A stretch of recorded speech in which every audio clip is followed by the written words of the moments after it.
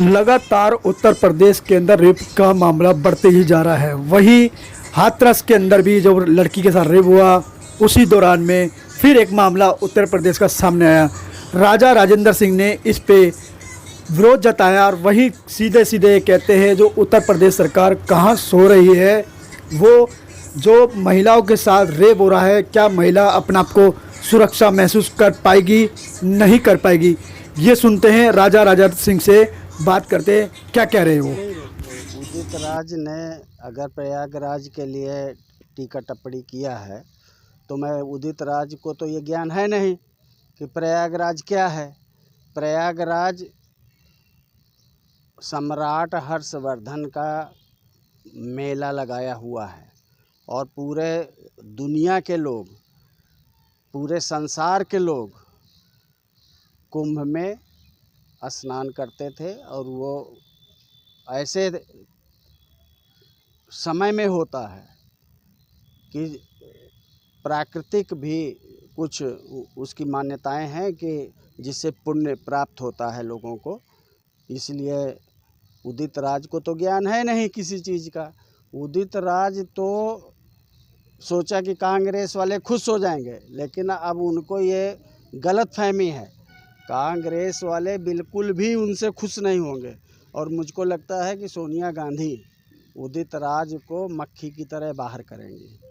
एक मेरा और सवाल निकल के आ रहा है, जैसे उत्तर प्रदेश में अभी हाथरस का मामला था, वहाँ भी ठाकुरों ने अपराध किया और फिर बलिया में भी होने लगा और इस प्रकार से जघन्य अपराध हमेशा राजपूत ही करते हैं। आप अखिल भारतीय क्षत्रिय महासभा के राष्ट्रीय अध्यक्ष हैं और राम वंशज भी हैं, तो आपसे एक सवाल तो बनता ही है, क्या बात है, ये क्षत्रिय किस लिए पैदा हुए हैं? अत्याचार करने के लिए, गोली मारने के लिए सबको? अरे आदिकाल से क्षत्रियों ने इस भूमंडल में न्यायप्रिय कार्य किया है। क्षत्रिय कभी भी घिनौना कार्य नहीं किया है, आदिकाल से और वर्तमान में भी, और आगे भी नहीं करेगा, क्योंकि ये क्षत्रियों के संस्कार में नहीं आता। आपने कह दिया कि वहाँ गलत काम किया है हाथरस में। मैं हाथरस खुद दौरे पर गया था, हमने वहाँ भी तहकीकात किया। वहाँ बिल्कुल निर्मूल तौर पर उनके ऊपर आरोप लगाया है।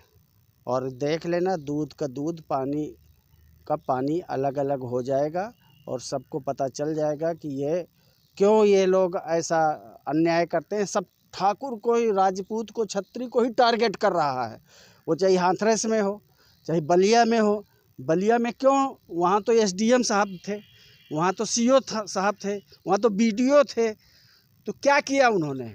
सरकार न्याय करे उसमें। किसी के परिवार पर हमला होगा, हमारे परिवार पर भी हमला होगा, तो हम हाथ में हाथ रख करके नहीं बैठेंगे। और ना ही पुलिस के ऊपर हमला होता तो पुलिस नहीं हाथापाई करती। प्रशासन के एसडीएम के ऊपर हमला होगा तो पुलिस, एसडीएम नहीं हमला कराएगा पुलिस से। तो प्रशासन की जिम्मेदारी है और ये प्रशासन की मिली भगत से या लापरवाही से ऐसा दुस्साहस लोगों में उत्पन्न हुआ। और हमारे पास जहाँ तक मेरी जानकारी है कि जिस पर ये आरोप लगा रहे हैं उसने गोली नहीं चलाई। अगर चलाई भी है तो अपने परिवार की और अपनी आत्मरक्षा के लिए किया है। वो सेना का सिपाही था और सेना का आदमी कभी भी गलत काम करने के लिए, दुष्कर्म करने के लिए जाना नहीं जाता। तो हम ये कहना चाहते हैं उत्तर प्रदेश की सरकार से कि ये जो लीडर है ना उत्तर प्रदेश में, ये जातिवाद को पनपा रहे हैं और एक चतुर जाति कभी दलितों को हमारे से टकराती है, कभी ओबीसी पिछड़ों को टकराती है, कभी मुस्लिमों को टकराती है और अपना मौज करता है पान खा करके।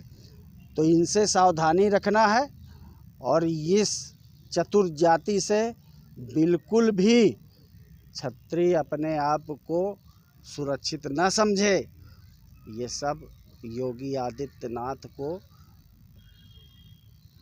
तबाह करने के लिए, अपमान करने के लिए, बदनाम करने के लिए ये चतुर जाति जो है उसका एक खड़मंडल है, उसका एक प्रारूप है ये। इसी तरह से लेकिन हम बताना चाहते हैं कि सरकार न्यायप्रिय काम करे, और जो विरोधी पार्टी है, क्योंकि क्षत्रियों में भी एक व्यक्ति की मौत हो चुकी है अस्पताल में, ऐसा हमने सुना है। अगर न्याय करना है तो दोनों तरफ मुकदमा दर्ज कीजिए और दोनों तरफ के लोगों को जांच के घेरे पर लाइए। ऐसा नहीं होगा। और हम जल्दी ही बलिया का दौरा करने वाले हैं। अभी क्षत्रिय महासभा के राष्ट्रीय कमेटी से हम बात करते हैं, और प्रांतीय कमेटी को मैंने बोला है उत्तर प्रदेश की कि आप वहाँ आसपास के जो लोग हैं कमेटी के लोग, उनकी मदद करें और जानकारी हासिल करके और जानकारी हमको देने की कृपा करें। हम जल्दी ही बलिया कूच करेंगे और न्याय दिला करके ही रहेंगे।